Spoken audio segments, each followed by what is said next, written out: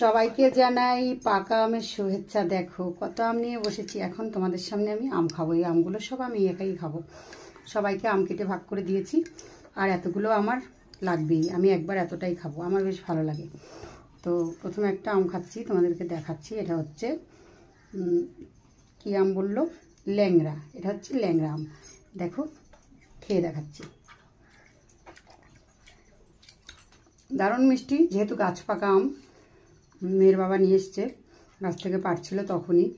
কার্বাইটের আম আমরা খাই না, আমাদের এখানে অনেক আম পাওয়া যায় গাছ পাকা, সেই জন্য আমরা বাজারের কার্বাইটের আমটা খাই না।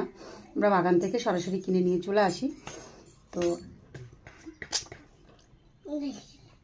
দারুণ।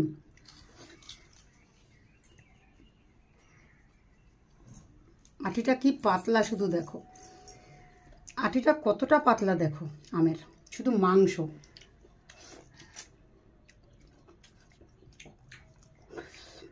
সেই স্বাদ।